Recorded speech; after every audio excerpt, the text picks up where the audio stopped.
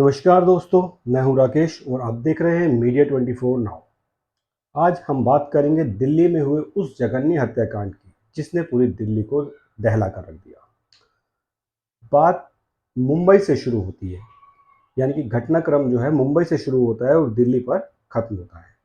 मुंबई की एक युवती जिसकी उम्र 26 साल है, नाम श्रद्धा, मल्टीनेशनल कंपनी में काम करती है। वह एक डेटिंग ऐप के जरिए एक आफ्ताब नाम के युवक से मिलती है जिसकी उम्र लगभग 28 साल है।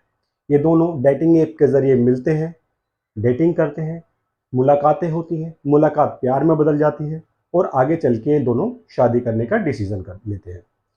पर जब ये अपनी शादी के लिए बात बताते हैं अपने परिवार वालों को, तो इनके परिवार वाले शादी से बात से नाखुश होते हैं और वो शादी नहीं करवाना चाहते। कास्टिज्म उसके बीच में बहुत बड़ी समस्या था, क्योंकि लड़का एक मुस्लिम समुदाय से आता है और लड़की हिंदू समुदाय से आती है। खैर, उसके बाद बात आगे बढ़ती है। ये लोग, लड़की और लड़का यानी श्रद्धा और आफताब, दिल्ली चले जाते हैं और दिल्ली में जॉब करने लगते हैं। दिल्ली में सेटल हो जाते हैं, एक फ्लैट किराए पर रेंट पर लेते हैं और वहाँ पर रहने लगते हैं। कुछ समय तक अच्छा परिवार, इन दोनों की अच्छी ट्यूनिंग बॉन्डिंग चलती है और धीरे धीरे आगे चलते हैं, क्योंकि ये लोग अभी तक इनकी शादी नहीं हुई, ये लोग लिव इन रिलेशनशिप में रहते हैं दिल्ली के अंदर।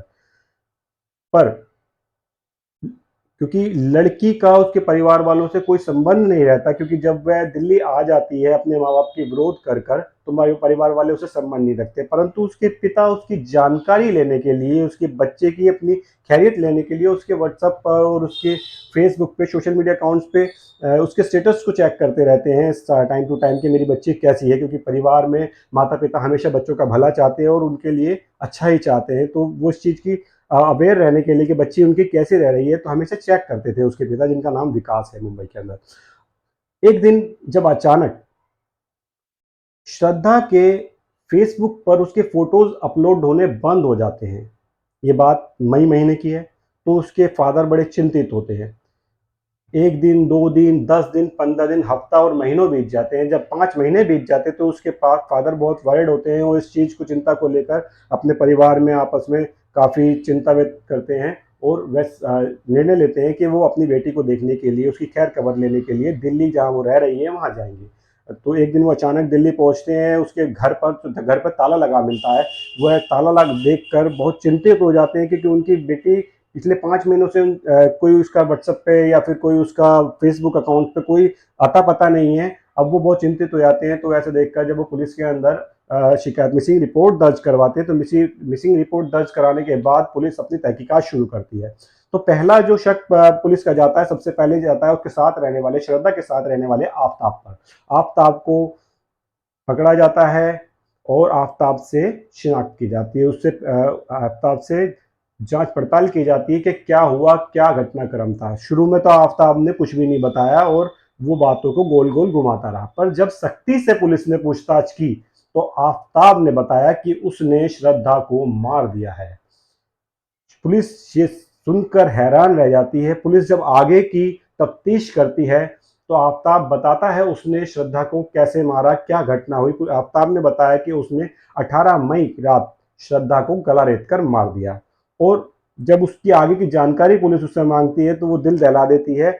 आफ्ताब ने श्रद्धा के शरीर के 35 टुकड़े किए और 35 टुकड़े करने के बाद एक नया फ्रिज खरीदा। उस फ्रिज में उन टुकड़ों को पॉलिथीन में पैक करके भर के रखा और वो हर रात, रोज रात 2 बजे उन टुकड़ों की थैलियों को लेकर मेहरौली की ग्रीन पेच एरिया, जो कि एक फॉरेस्ट एरिया है, वहां पर डालकर आ जाया करता था, ताकि उसको पहचान ना हो सके शव की किसी भी तरीके से, और शव धीरे धीरे कोई जानवर खा जाए या उसकी बॉडी डिकम्पोज हो जाए अपने आप ही।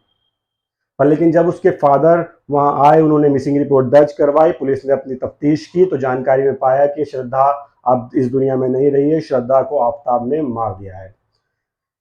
तो ये घटना दिल दहला देती है ऐसे जघन्य अपराध की जो आफ्ताब द्वारा किया गया। इससे व्यक्ति की मानसिकता का पता लगता है।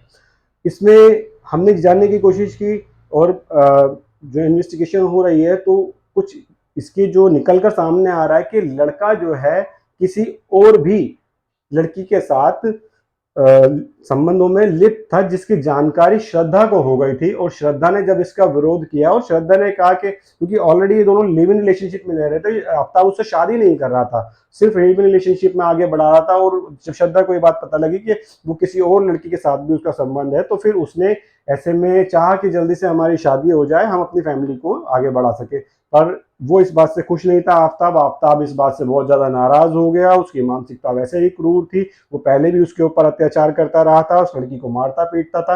अब उसने अपने अत्याचार की सभी सीमाएं खत्म कर दी और उसको गला रेत कर मार दिया। और उसको बड़े ही निर्मम तरीके से उसके बॉडी के शरीर के टुकड़े टुकड़े कर 35 टुकड़े कर फ्रिज के अंदर स्टोर किया और उनको जंगल में डाल कर आया। तो इस घटनाक्रम से कुछ सीखने को भी मिलता है कि जो डेटिंग एप्स चल रही है, इन पर आंख मूंद कर विश्वास ना करें। अपने जीवन साथी के लिए अपना दिल तो खुला रखें, पर साथ में अपना दिमाग भी खुला रखें। धन्यवाद।